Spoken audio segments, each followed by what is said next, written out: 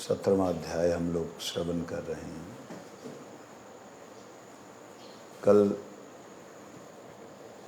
श्रवण किया था कि अनादिकाल से हम लोग सत्संग में से दूर हैं।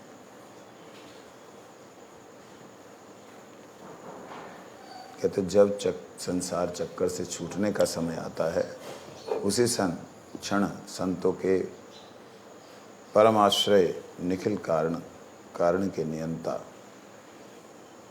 उनमें जीव की दृढ़ता से बुद्धि लग जाती है, क्योंकि जिस संजोग सत्संग प्राप्त होता है। सत्संग प्राप्त होने का मतलब ही है कि हम जो सद महापुरुष हैं उनके अनुसार पूरी तरह चलें। उसका मतलब ये नहीं है कि मैं जैसा चाहता हूँ अपने शरीर को सुख देना वैसा दूँ, जैसा मन को सुख देना चाहता हूँ वैसा दूँ, ऐसा नहीं। शरीर और मन प्रथम तो ढूंढना होगा शुद्ध भक्त। वो कैसे ढूंढ सकते जब हमारी शुद्ध दृष्टि होगी? वो कैसे होगी जब हम लगातार सत्संग करते रहेंगे। प्रथम सत्संग ऐसा होता है। इसको कोमल श्रद्धा युक्त सत्संग कह सकते हैं। बाद में श्रद्धा दृढ़ हो जाती है और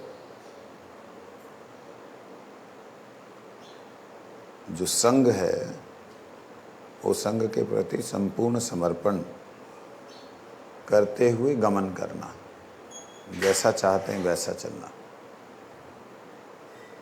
ये सही है नहीं, ये गलत है नहीं,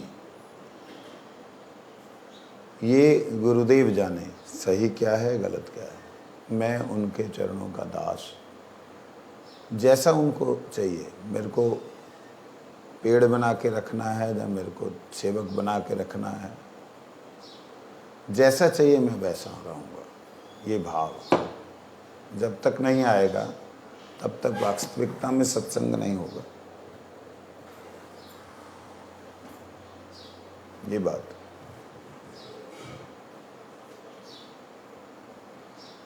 कहते जिस सुकृति से साधु संग मिलता है वे सुकृति क्या है? कर्म है या ज्ञान है? कल हमने इसको भी श्रवण किया था। शास्त्र में शुभ कर्मों को सुकृति कहा गया है। शुभ कर्म दो प्रकार के हैं, एक भक्ति प्रवर्तक और दूसरे अवान्तर फल प्रवर्तक।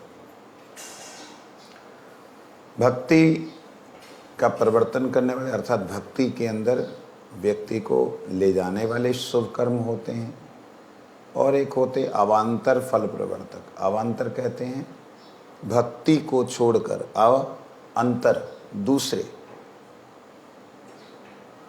अंतर भक्ति को छोड़कर, मतलब इसे छोड़कर, अंतर दूसरे फल प्रदान करने वाले जो फल हैं, क्रियाएं हैं, वो भी सुकृति कहलाती हैं। नित्य नैमित्तिक कर्म सांख्यादि ज्ञान यह सब कुछ अवान्तर फल को देने वाली सुकृति है। नित्य और नैमित्तिक जो कर्म है, नित्य नैमित्तिक कर्म,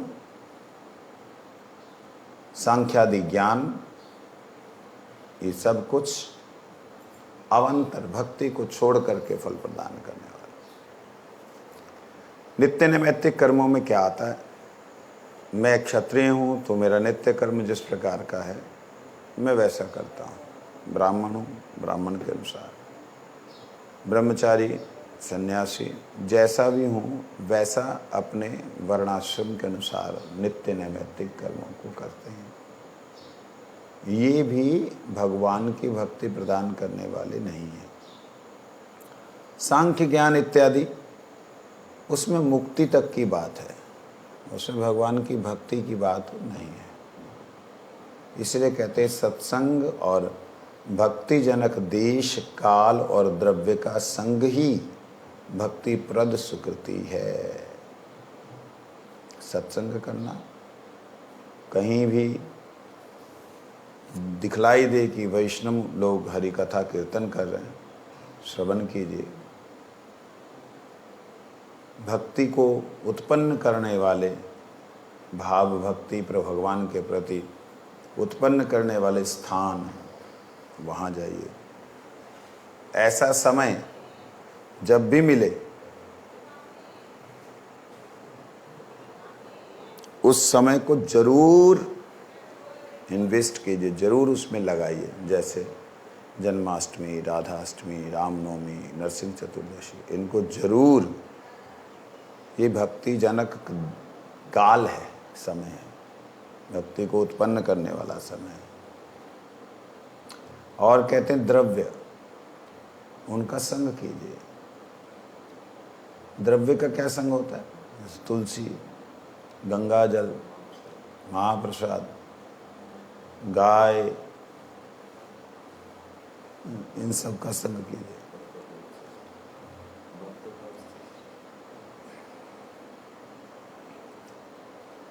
यही भक्ति प्रद सुकृति है, इसी से भक्ति मिलती है।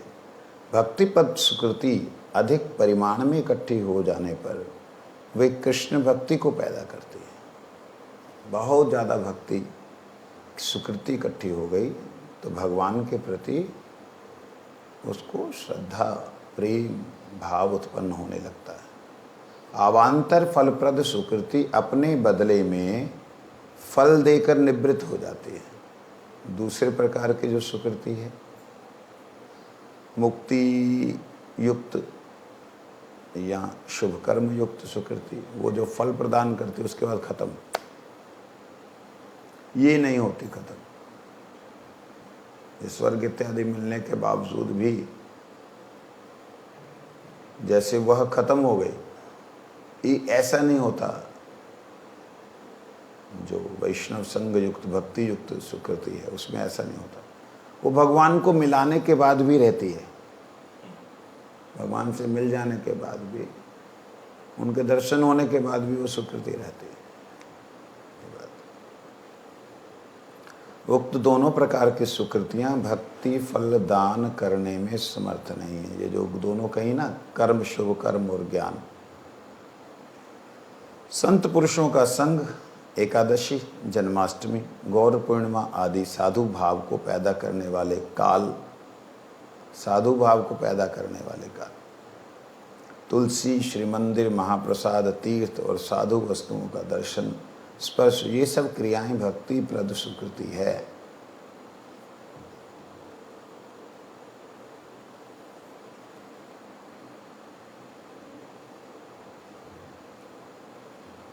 ब्रजनाथ कहते हैं, यदि कोई व्यक्ति सांसारिक दुखों से मर्माहत होकर उससे छुटकारा पाने के लिए विवेकपूर्ण श्री हरि के चरणों में शरणागत होता है तो क्या उसे भक्ति प्राप्त नहीं होगी?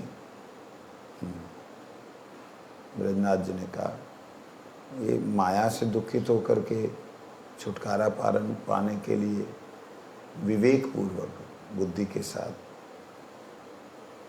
भगवान के चरणों में शरणागत अगर कोई होता है तो क्या उसे भक्ति प्राप्त नहीं होगी? बाबा जी महाराज कहते हैं, यदि माया के दुखों से पीड़ित होकर विवेक बुद्धि द्वारा वे जान ले कि सांसारिक धर्म सभी बुरे हैं।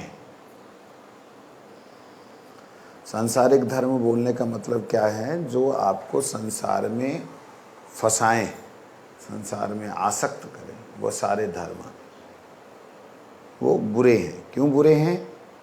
आप इस संसार में जो अच्छे अच्छे काम करते हैं, लोगों के हित के लिए कार्य करते हैं, मदद करते हैं, या परिवार की, माता पिता की सेवा करते हैं, बुरे कर्म कैसे हो सकते हैं? उनको तो बुरे कर्म कहना ही गलत है।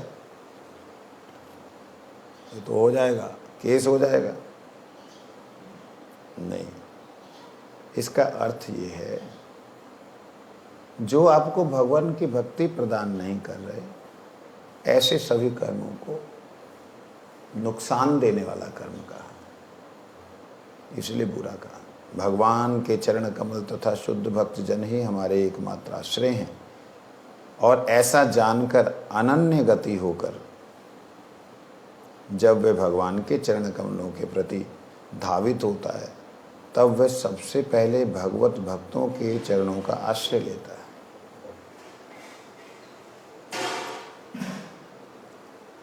माया से दुखित होकर के प्रश्न था ना, माया से दुखित होकर विवेक पूर्वक वो भगवान के चरणों का आश्रय हो ले तो भक्ति नहीं मिलेगी। तब उनका जवाब दे रहे हैं, विवेक बुद्धि द्वारा वो जान तो ले कि जो मैं संसार के सुखों को चाह रहा था, वो संसार के सुख नित्य नहीं हैं, अनित्य हैं, और उल्टा वह सुख दुखों के दूत हैं। संसारिक जो सुख हैं वो दुख के दूत हैं। कैसे हैं? एसी में रहना बहुत अच्छा लगता है, एसी में रह रहा है, गर्मी में भी पसीना नहीं निकलने दिया, जो कि निकलना नेचर के हिसाब से अच्छा है। क्योंकि आप देखिएगा, जो पेड़ पौधे हैं उनका एक समय होता है, उस समय वो बढ़ते हैं, और एक समय होता है जब वो झड़ते हैं। लेकिन जब वो झड़ते हैं ऐसे लगता है कि सब कुछ लुट गया उनका, लेकिन वो झड़ने के बाद ही नए अंकुरित होते हैं, अंकुर खिलते हैं, जिससे पता लगता है कि ओह, ये तो बसंत आ गई। बसंत में ही पतझड़ होती है। तो यही एक भगवान की माया है, सृष्टि है। मनुष्य का साइकिल भगवान ने ऐसा बना रखा है, शरीर ऐसा है, अलग अलग देश का अलग अलग शरीर, यहाँ के अनुसार जो शरीर बनाया है उसमें गर्मी को रखा है, और गर्मी को सहन करने वाला व्यक्ति जितनी गर्मी में पसीना सहन कर पाएगा उतनी ही ठंडी को वो जी पाएगा। ये दोनों ही एक दूसरे के पूरक हैं, समझे नहीं? ऐसा देखा जाता है जिसका शरीर गर्मी सहन कर लेता है, उसका शरीर ठंडी सहन नहीं करता। वो राजस्थानी लोग हैं, वो उन लोगों का ऐसा शरीर, क्योंकि वो लोग गर्म प्रदेश के लोग हैं, तो वो गर्म तो सहन कर लेंगे, ठंडी नहीं कर सकते। शिमला वाले लोग, कश्मीर वाले लोग ठंडी तो जितनी मर्जी हो सहन कर लेंगे, गर्मी नहीं कर सकते। तो मैंने यही बोला ना, देश काल वाली स्थिति में हम जहाँ पे हैं, यहाँ पे जितनी गर्मी होती है उस गर्मी को कोई व्यक्ति सहन करने का मतलब क्या होता है? ये थोड़ी कि धूप में जाके बैठ जाए, ये कि जहाँ उसको शीतलता मिले, थोड़ी छाया मिले, और थोड़ा आराम, गर्मी की लू ना मिल रही हो, ऐसी स्थिति में रह करके वो व्यक्ति जब जीता है तो आने वाली ठंडी को भी वो ऐसे पी लेता है। तो ये क्लाइमेट के अनुसार भगवान ने सबके शरीर बना दिए, जहाँ यूँ कहीं बने हुए हैं। उस प्रकार से जब वह व्यक्ति ये समझ लेता है कि गर्मी में गर्मी का ना उपभोग करना दुख का कारण है, जब समझ लेता है तो गर्मी को सहन करने का अभ्यास बनाता है। ठंडी आ रही है, वो ब्लोअर चला दिया, जो कि ऑक्सीजन मार रहा होता है। ब्लोअर होता है ना, आगे हीटर लगा रहता है, उसके पीछे से हवा छोड़ता है, वो ऑक्सीजन नष्ट करता है। उससे बढ़िया है ऑयल वाला जो होता है, अंदर ही ऑयल फिल चलता रहता है, गर्म होता रहता है, वो ठीक है। ये बहुत वो है, खराब है। तो इस प्रकार से जो यह समझ लेता है कि संसार के सुख वास्तविकता में दुख के दूत हैं, समझ करके उन सभी दुख के दूतों को बुरा समझ करके छोड़ देता है। कहते हैं वही केवल मात्र भगवान, ऐसा छोड़ करके जो भगवान की तरफ जाता है, दुखों से छूटने के लिए जाता है, कहते उनको भगवान की कृपा से भगवत भक्तों के चरणों का आश्रय प्राप्त होता है।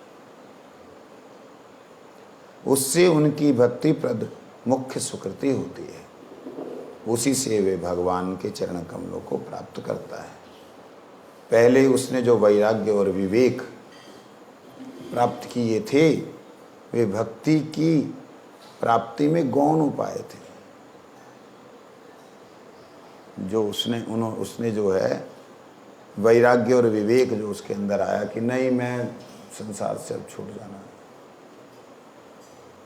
और विवेक जगह नहीं, ये संसार तो अनित्य है, दुखों का दूत है सारे सुख, तब वो जो वैराग्य और ज्ञान है वो गौण हो जाते हैं, सेकेंडरी हो जाते हैं।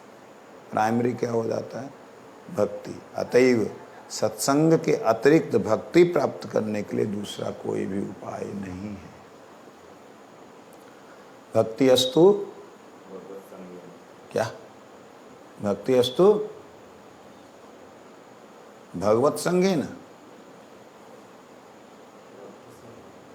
भक्ति अस्तु भगवत भक्त संगेन परिजायते सत्संग प्राप्यते पुंभी सुकृतई पूर्व संचिते।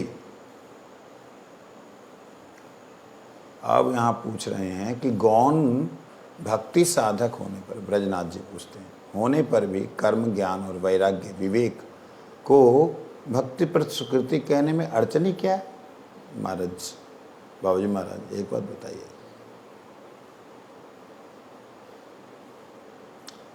चलो माना ये शुद्ध भक्ति नहीं है, कर्म करना, ज्ञान और वैराग्य अथवा विवेक, ये सब जो चीज़ें हैं शुद्ध भक्ति नहीं है, परंतु इन्हें शुद्ध भक्ति प्रद सुकृति अगर बोल दें तो क्या प्रॉब्लम है? बोल सकते? बाबूजी मैं कहते हाँ, इसमें विशेष अड़चन है। क्या अड़चन है? वे प्रायः जीव को एक अवान्तर फल में आबद्ध कर देते हैं। जो भी कर्म है वो कर्म करते हुए, जैसे उदाहरण के लिए किसी का बिजनेस नहीं चल रहा तो उसको किसी ने बोला कि तू भाई पानी, अविरल पानी पिलाना शुरू कर दे, अखंड पानी पिलाना, मान लो किसी ने बोल दिया, उसमें ऐसी व्यवस्था बना कि कोई जीव भी आए तो उसको ही मिले, कोई व्यक्ति आए उसको भी मिले, तेरा काम चल जाएगा। अब उसने कर्म किया, अच्छा है, शुभ कर्म है, कर्म करने से, और किसी व्यक्ति ने बिना इस फल की प्राप्ति के प्याऊ खोला, उसको मालूम है कि फलाने ने खोला तो उसका फायदा हुआ, लेकिन मेरे को कोई जरूरत नहीं, ऐसे खोल देता, लेकिन उसका तुरंत फायदा हो गया, मान लो तो ये कर्म का फल उसको क्या मिला? भगवान से हट करके अलग कुछ मिला, है ना? तो इसलिए इस कर्म के द्वारा भक्ति होगी ये सही नहीं। ज्ञान जो शुरू से ही ये बात में चल रहा है कि जीवो ब्रह्म ही ना परा, जीव ब्रह्म ही है, वो भागवत कथा कर रहा है, जब भागवत कथा सुन रहा है, उसकी भक्ति कहाँ से हो जाएगी? क्योंकि अंत में तो हमने कृष्ण में मिल जाना, कृष्ण और हम एक हो जाएंगे। ऐसी दुर्बुद्धि जो होगी उसमें आप भक्ति कहाँ से पैदा कर सकते? ज्ञान, साधारण ज्ञान, सामान्य ज्ञान की भगवान की भक्ति करनी चाहिए, ये तो आपको सुकृति उत्पन्न कर सकता है, लेकिन जहाँ ज्ञान के अंदर लक्ष्य ही मुक्ति है तो आप भक्ति प्राप्ति कर। वैराग्य भी इसी प्रकार से और विवेक भी इसी प्रकार से।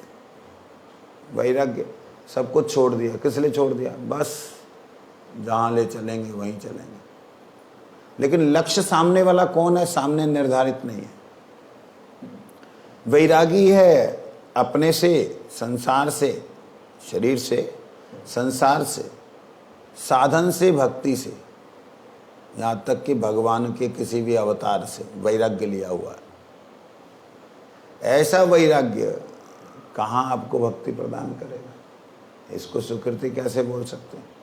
तो ये सुकृति क्या मुक्ति प्रदान करेंगे?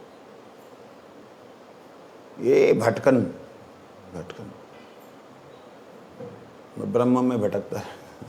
लक्ष्य होना चाहिए, फिर कैसा वो तो होता ही है ना, बिना लक्ष्य के कौन चींटी आगे बढ़ती है बिना लक्ष्य के। कहते हैं विवेक, विवेक, मैंने ये कर्म किया था दुख मिला, ये कर्म किया था दुख मिला, ये कर्म किया था दुख का दूत मिला, सोच करके छोड़ दिया, अच्छा करूँगा, ठीक है। लेकिन दुख के कारण से आया, भगवान की भक्त, उसमें सुख की लालसा है, भगवान की सेवा की लालसा तो नहीं। ऐसे कर्मों का द्वारा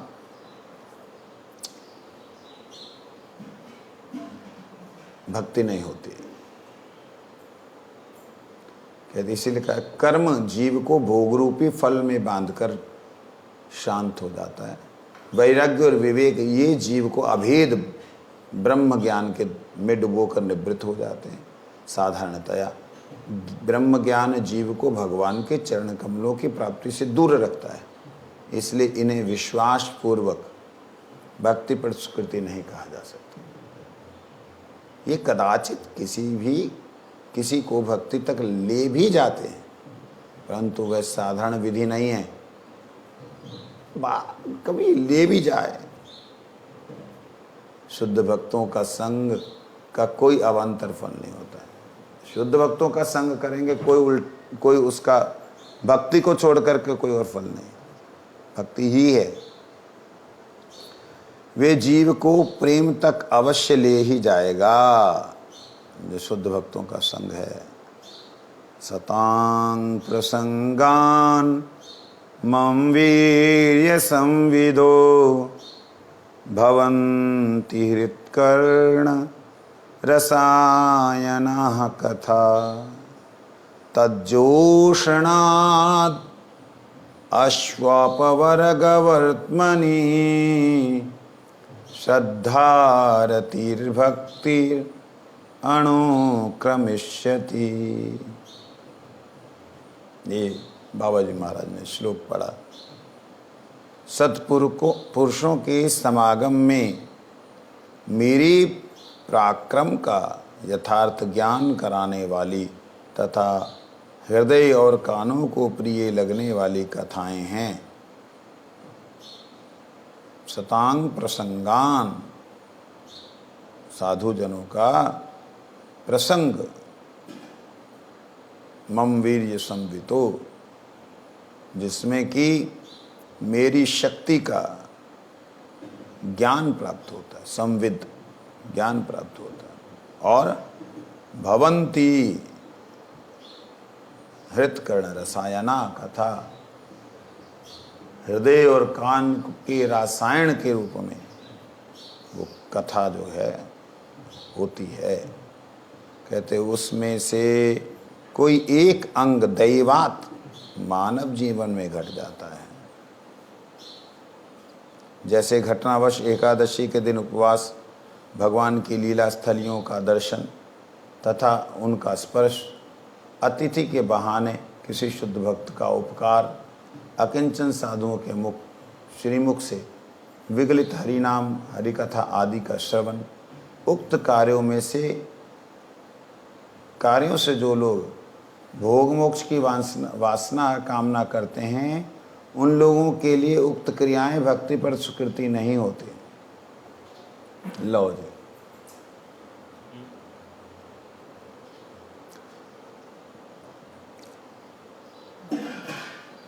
कहते हैं जो हम लोग भक्ति प्रद स्वीकृति प्राप्त करने की बात कर रहे हैं, किससे होती है? अतिथि के बहाने। अतिथि था, चलो साधु है, अतिथि के हिसाब से हमने भोजन करा दिया। साधुओं के मुख से निकल रही हरि कथा, चलो चलते हुए श्रवण कर लिया। साधुओं का दर्शन मिल गया, तीर्थों का अटन हो गया, तीर्थाटन हो गया। एकादशी भी कर रहे हैं, कहते ये भी सुकृति प्रद नहीं है, इनसे भी सुकृति नहीं होगी अगर लोग भोग और मोक्ष की वासना की कामना करते हो कि मैं एकादशी करूंगा तो मेरे को पुत्र होगा, मैं भगवान की लीला स्थलियों में भ्रमण करूंगा तो मेरा 84 का चक्कर कट जाएगा, या घूमूंगा तो मेरे जो समाज है उसमें मेरा नाम प्रसिद्ध हो जाएगा। इस प्रकार से भगवान के भक्तों के संग में भी जो संसार की अथवा मोक्ष की कामना करता है उसको भी शुद्ध भक्ति नहीं होगी, हमारा श्री जो उसको भी सुकृति नहीं मिलेगी, क्योंकि उसने सुकृति का फल कहाँ लगा दिया? नाली में डालने के लिए, नाली में डालने के लिए, कचरे में डालने के लिए। उन लोगों के लिए उक्त क्रियाएं भक्तिप्रद सुकृति नहीं होती। अतत्वज्ञ व्यक्ति, जिसको ज्ञान नहीं है कुछ, यदि संयोगवश अथवा लौकिक रूप से भुक्ति मुक्ति की कामना रहित होकर इन सब कार्यों को करता है, तभी ये समस्त कार्य भक्तिप्रद सुकृति होते हैं। जिसको कोई ज्ञान नहीं है, ऐसे बेचारा चल रहे थे तो भी हरि बोल हरि बोल हरि बोल कर दिया। उसको ये नहीं है कि भाई हरि बोल करने से, नगर कीर्तन में जाने से उसका जो भ्रमण है, जो इस वक्त जो बिजनेस में घूम रहा है वो ठीक हो जाएगा। ऐसा उसके अंदर दुर्भाग्य नहीं आया, ऐसा भाव नहीं है, तब वो भक्तिप्रद सुकृति बनेगी। क्रिया भगवान के मंदिर में घंटी बजाना भी सुकृति नहीं है, भक्ति नहीं है। अगर लक्ष्य आपका संसार के सुख अथवा मोक्ष है, मूल बात, हाँ समझे नहीं? तो इसलिए क्या कहते हैं,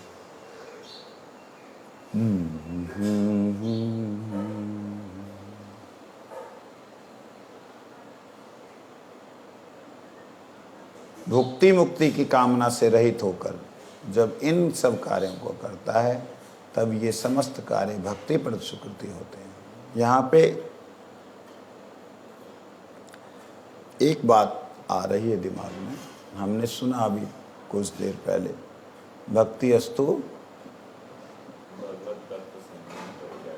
सत्संग प्राप्यते सुकृति पूर्व संचिते सकल। भक्ति अस्तु भगवत भक्त संगेन प्रजायते सत्संग प्राप्यते पुंभी सुकृति पूर्व संचिते। बहुत सारी सुकृति इकट्ठी होने के बाद आप वैष्णव संघ में भक्ति प्राप्त कर पाओगे। हम तो वैष्णव संघ में हैं, है ना? तो इसका मतलब हमारे को तो बहुत सुकृति है। गुरु जी का संग मिला तो सुकृति नहीं थी, वो गुरु जी की अकारण करुणा थी। हमारी सुकृति अगर भक्तिप्रद हो तो हमारे अंदर कभी भोग मोक्ष की इच्छा ही ना हो। भोग मोक्ष की इच्छा है, इसका मतलब हमारी सुकृति का गाढ़ापन नहीं हुआ है।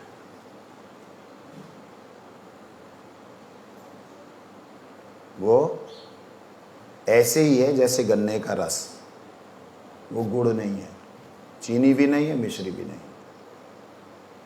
रस को कोई भी व्यक्ति जो है ऐसे पकड़ नहीं सकता। पकड़ सकता है? रस को पकड़ सकते हैं ऐसे? पकड़ सकते हो? उस अवस्था में नहीं पकड़ सकते। क्यों? रस को तो पकड़ सकते हो। भारती गोस्वामी महाराज बोलते, मिश्री रस है जहाँ पाथर है, मिश्री रस है जहाँ पत्थर है। रस की घनीभूत अवस्था है। रस में से सारी चीजें निकल के केवल रस बचा है उसमें, बाकी सब निकल गया। वो रस की घनीभूत अवस्था है, ऐसा बोलते थे। लेकिन गन्ने कैसे पकड़ेंगे? गन्ने के रस निकालने की अवस्था में कैसे? तो वही भक्ति कॉन्संट्रेट नहीं हुई है। जैसे हम लोग हैं, वैष्णवों के पास में गए, बाबा मेरे ये काम ना हुआ, बाबा ऐसा ना हुआ, मेरा महाराज कृपा करो, ये हो जाए वो हो जाए। ये जो बहुत सारे लोग बोलते हैं तुम्हारा ये प्रश्न था, तुम्हारा वो बात है, तुम्हारा ऐसा है, वो जो संसारिक बातों में ही उलझे रहते हैं, उलझाए रखते हैं। उसके प्रति लाखों लोगों का आकर्षण हो सकता है, इसमें कोई दो राय नहीं, वो संसारिक को संसार ही चाहिए, भगवान की उन्हें जरूरत नहीं है। तो ऐसे व्यक्तियों का क्या, ये बिखराव में है श्रद्धा। ये काम तो अच्छे कर रहे हैं, हनुमान जी का जाप कर रहे हैं, देवी का जाप कर रहे हैं, कुछ कर रहे हैं, काम तो अच्छे कर रहे हैं, परंतु चाहत संसारिक है। इसलिए उन लोगों के लिए ये कर्म जो भक्ति युक्त कर्म दिखते हैं, वो कर्म भक्ति नहीं है, भक्ति युक्त नहीं कहे जाएंगे, जब भक्ति प्रद कर्म नहीं कहे जाएंगे।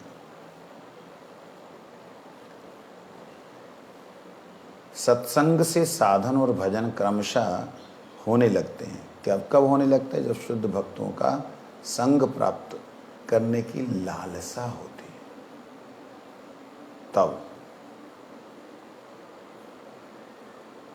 भजन जितना ही शुद्ध होता है, अनर्थ उसी परिमाण में दूर होने लगते हैं। अनर्थ दूर होने पर पिछली श्रद्धा निर्मल होके निष्ठा के रूप में बदल जाती है। श्रद्धा ही निष्ठा बन जाती है। जो हमारी स्टार्टिंग में श्रद्धा थी, ओह कितने बड़े महापुरुष हैं, देखा, चलो चलो प्रणाम कर लो, प्रणाम कर लो, वाह क्या कीर्तन करते हैं, चलो चलो सेवा करो, कुछ सेवा करो। ये हमारी कोमल श्रद्धा, साधारण श्रद्धा, ये गुरुजी तक तो ले आई, लेकिन हमारे अंदर उनके मुखारविंद से सुनने की लालसा अगर उत्पन्न नहीं हुई और सुन करके समझने की इच्छा नहीं रही, तो हम साथ में रह करके भी कोई लाभ नहीं हो पाएगा। वह जो कि वो दे सकते हैं, वो लाभ नहीं हो पाएगा।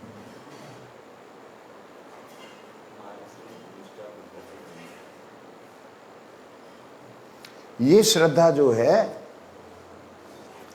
जब इस श्रद्धा से युक्त होकर के कोई व्यक्ति आया, सेवा कर रहा है, सेवा करते करते करते उसको समय नहीं मिलता, उसी समय कथा होती, उसी समय सेवा होती, लेकिन कान उसके वहीं पे रहते हैं।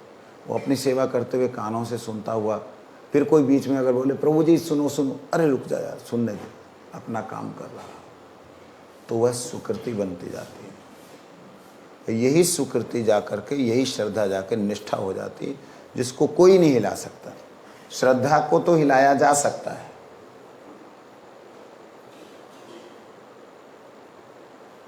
लेकिन सुदृढ़ निश्चय युक्त श्रद्धा जो है, वो निष्ठा जिसे कहते हैं, जिसमें पूरी तरह एकदम स्थित हो गया, स्थापित हो गया, निश्चित रूप से एक जगह ठहर गया है, वह कोई नहीं हिला सकता। निष्ठा यानी कि किसी भी परिस्थिति में जिसके ऊपर उसने श्रद्धा की है, वो उसको हिला नहीं सकता, कोई नहीं हिला सकता। चाहे कुछ भी हो जाए, कुछ भी घटना घटित हो जाए, उसकी श्रद्धा नहीं डिग सकती वहाँ से। डिग नहीं सकती। वो कुछ देख भी लेगा तो भी उसको यही होगा कि ये तो मेरे ऊपर कृपा है कि मैं देखने के बाद भी मैं उनके चरणों को भूलूं नहीं। वो काल्पनिक नहीं होती, वो अंदर से होती है। वो काल्पनिक जो कर रहा होता है, वो तो उसकी तो, वो तो काल्पनिक है ना, उसको मालूम है मेरे को ऐसा सोचना है, मेरे को ऐसा सोचना है, विवेक से काम ले रहा है, बुद्धि से काम ले रहा है। लेकिन जहाँ निष्ठा की बात आती है, अंतर श्रद्धा की बात आती है, जो श्रद्धा निष्ठा में बदली है, वहाँ तो कुछ दिखता ही नहीं है। हमने तो गुरु महाराज जी को एक बार, जलंधर की बात है, चंडीगढ़ की बात है, बहुत बार ये घटना देखी है। गुरु जी को समय नहीं मिलता था हरि नाम का। रात को 1 बजे, एक बार रात को 2 बजे गुरु जी के कमरे की लाइट जल रही, और गुरु जी लाइट जला के सो नहीं पाते थे, तो कमरे की लाइट जल रही, देखा गर्मी, पर्दा हिल रहा, गुरु जी चलते हुए हरि नाम कर रहे हैं, हरे कृष्ण हम लोग तो माला हमने भी नहीं की होती थी, सेवाओं में रहते थे, हम भी पकड़ लेते थे, यार गुरु जी कर रहे हैं हम भी कर लें। ऐसा यहाँ पे श्रद्धा आपकी डगमगाएगी नहीं, लेकिन जहाँ ऐसा नहीं होगा वहाँ तो श्रद्धा डगमगाएगी। जहाँ सब समय मोबाइल लेके बैठा रहेगा, गुरु ही ऐसा होगा तो चेला क्या करेगा? मैं भी, मेरा क्या? वो स्थितियों का नहीं उसको ज्ञान, वो जो उसकी स्थितियों का ज्ञान ना होने के कारण होगा ये कि वो धीरे धीरे नीचे गिर जाए। जो निर्मल श्रद्धा थी वो मलिन श्रद्धा हो जाएगी। मलिन श्रद्धा होते ही अपराध युक्त जो है उसके अंदर भाव आ जाएंगे। तो इसलिए कहते हैं श्रेष्ठ संग करना चाहिए, निकृष्ट संग नहीं करना चाहिए। कैसे करेंगे? कल हमने श्रवण किया था। गुरु जी कहते हैं इस संसार भगवान का जगत में कोई भी जीव ऐसा नहीं जिसमें कोई गुण नहीं है। वही गुण को सामने रख के प्रणाम करो तो वो गुण मैं सामने रखूंगा तो मेरे को अब गुण नहीं दिखेगा। मैंने एक वैष्णव को देखा, 1000 अच्छा हो रहा है, 1000 अच्छा हो रहा है। उनसे ये शिक्षा मिली कि कैसे रहना चाहिए। 1000 अच्छा हो रहा है, लेकिन वो 1000 अच्छे में से 0.0% को, 1% को जो खराब हो रहा है उसी को सामने रख लेते हैं। तुमने देखा नहीं वहां पे ऐसा हुआ? अरे बाबा वो तो साधारण सी बात है। उसको सामने रख के जो 1000 अच्छा उन्होंने किया वो सारा मट्टी हो जाता है। नहीं समझे? हाँ? बुद्धि लगा रहे हो ना? बुद्धि की जरूरत नहीं। मैंने उनसे कहा, मैंने कहा आप ये देखिए कि अंधेरे में छोटे छोटे टमटमाते हुए दिए, उन दियों को इकट्ठा कर लीजिए तो सारा उजाला हो जाएगा। सुनार की तरह नाली में गिरा हुआ सोना, नदी में बहता हुआ सोना हमने देखा है, मैं अपनी आंखों से देखा है। चंबल ना कौन सी नदी थी, उसके किनारे लोग ऐसे जालियां लेके बैठे हुए हैं। रेत के कण, उन रेत के कणों में उसको छांटते हैं, छांटते सारा दिन लगे रहते हैं, सारा दिन 10-10 घंटे लगे रहते हैं और शाम तक उनको कोई 1 ग्राम ना 1 ग्राम में मिल जाता है। 1 ग्राम तो खींच लेते हैं, मिलीग्राम मिल जाते हैं। तो उनका डेली का 1000 रुपया 500 रुपया बन जाता है। ठीक है ना? सारा दिन किस में से निकाल लें? मट्टी में से निकाल लें, पानी से सफाई कर रहे हैं। अपनी आंखों से देखा। मैंने कहा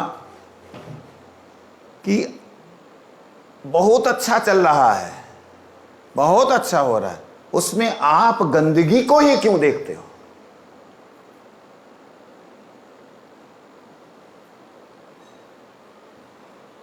क्योंकि आपने अपनी आंखों के आगे गंदा चश्मा लगा रखा है। अच्छा लगाओ, अपने गुरु का चश्मा लगाओ, गुरु की दृष्टि को सामने रखो कि गुरुदेव ने आपको क्यों स्वीकार किया था। बुरा देख के स्वीकार किया? उनको बुरा दिखाई नहीं दिया। अदोष दर्शी प्रभु पतित उद्धार। ओहो ये जीव अभी इधर आ रहा है, आजा आजा आजा आजा, लो लो लो प्रसाद लो प्रसाद। ये देख, उन्होंने अपना प्रेम दिया। उन गुरु की दृष्टि को जब सामने रखेंगे, गुरु दृष्टि के द्वारा अदोषदर्शी होने लगेंगे।